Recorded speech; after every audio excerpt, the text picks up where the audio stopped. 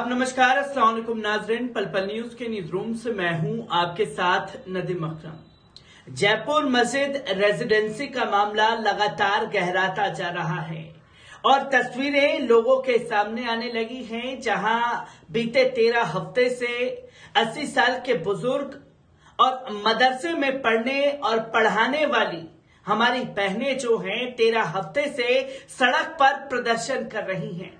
ना तो सरकार सुध ले रही है, ना ही प्रशासन उसके ऊपर गौर करने को तैयार है।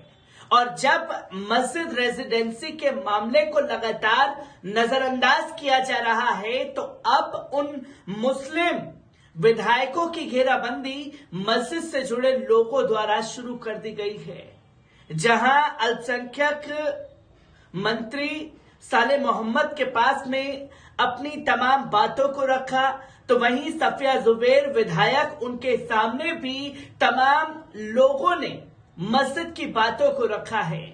किस तरीके से कदम उठाए जा रहे हैं, हर एक चीज को बारीकी से आपके सामने रखने जा रहा हूं। कैसे पहले मुस्लिम विधायकों की घेराबंदी शुरू हुई है, इस वीडियो पर नजर डालिए।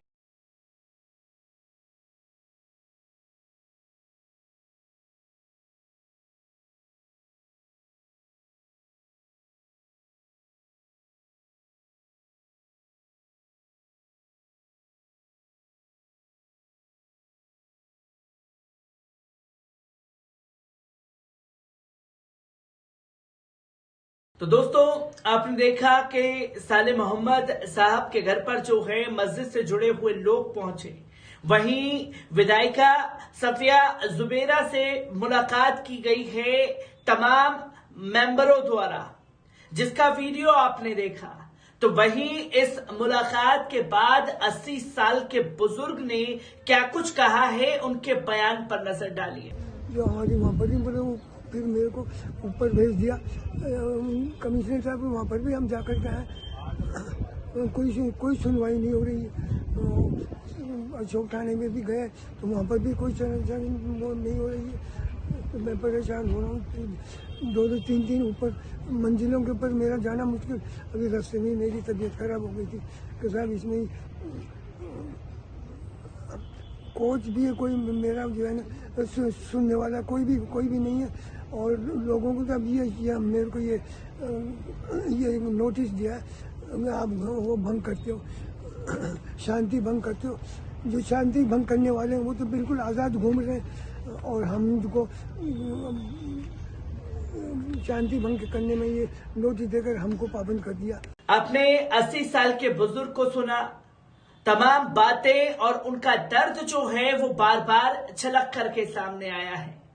जहां बरसों पुरानी मस्जिद है और मस्जिद पर भूमाफिया कब्जा करना चाहते हैं, तो वहीं इस प्रदर्शन में हिस्सा लेने वाली मुस्लिम बहन ने क्या कुछ कहा है, एक बार उनके बयान पर नजर डालिए। ऐसा है, 13 हफ्ते हो गए हमें यहाँ अपना प्रोटेस्ट करते हुए, लेकिन अभी तक हमारी इस बात पे किसी की भी मतलब ना तो प्रशासन ना ही वक्फ बोर्ड वाले कोई भी हमारी बात पे ध्यान नहीं दे रहा।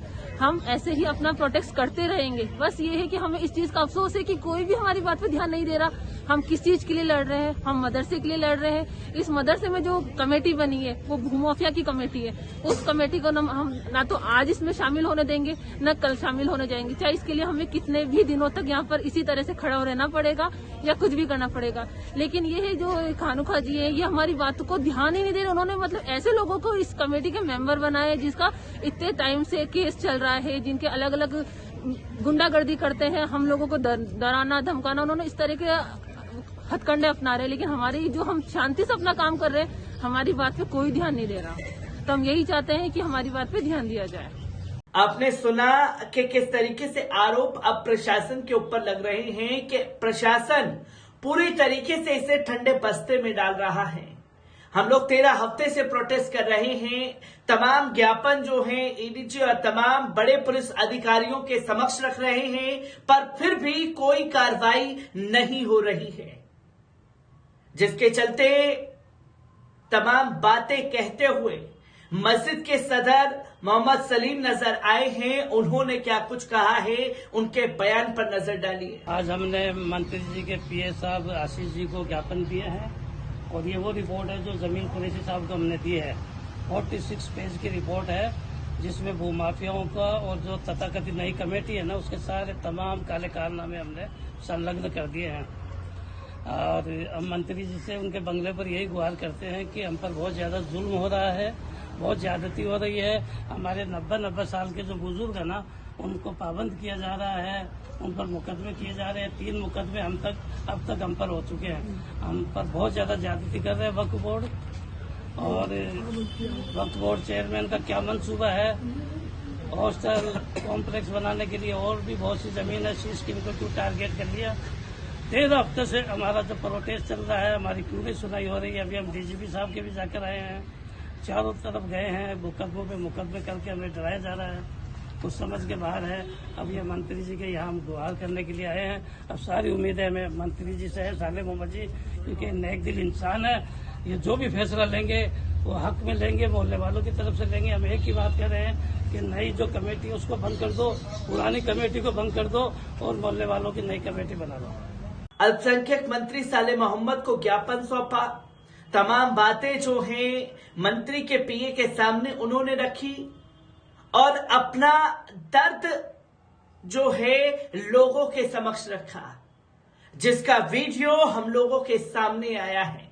और किस तरीके से हर एक कदम मस्जिद को लेकर के उठाया जा रहा है, एक बार इस पूरी रिपोर्ट पर नजर डालते हैं। राजधानी जयपुर में रेजिडेंस मस्जिद कमेटी के मामले में जारी विरोध को 13 सप्ताह हो चुके हैं। काफी तादाद में महिलाएं और बुजुर्ग मस्जिद के बाहर जमा हुए हैं और नई कमेटी को खारिज करने की मांग को लेकर मौन विरोध प्रदर्शन किया। विरोध में जमा हुए 80 साल से ज्यादा उम्र के बुजुर्गों का दर्द फूट पड़ा।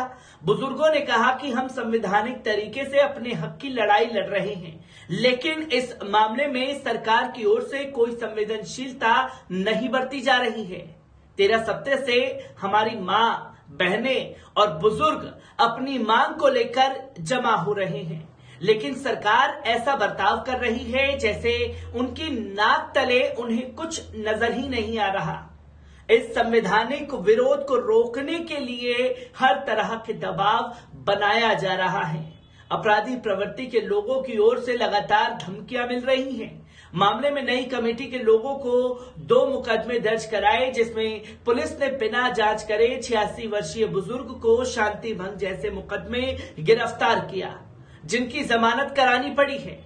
लेकिन मामले में बुजुर्गों और महिलाओं की ओर से जब अपराधी प्रवृत्ति के लोगों के खिलाफ मामला दर्ज कराया गया तो पुलिस ने उस पर कार्रवाई करने के बजाय उसे ठंडे बस्ते में डाल दिया। विरोध करने वालों ने आरोप लगाया कि इस मामले में पुलिस खुले में पक्षपात कर रही है, जो गलत है। सरकार पूरे मामले को ऐसे नजरअंदाज कर रही है जैसे कुछ हो ही नहीं रहा है।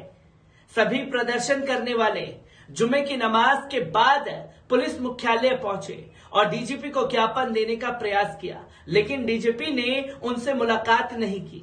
उनके बाद उन्हें एडीजी क्राइम से मुलाकात कर अपनी बात रखी। पुलिस मुख्यालय के बाद सभी प्रदर्शनकारी अल्पसंख्यक मामलात मंत्री के यहां भी पहुंचे। वहां पहुंचकर उन्होंने मामले जारी जांच को तेज गति देकर नई कमेटी को तुरंत खारिज करने की बात रखी है।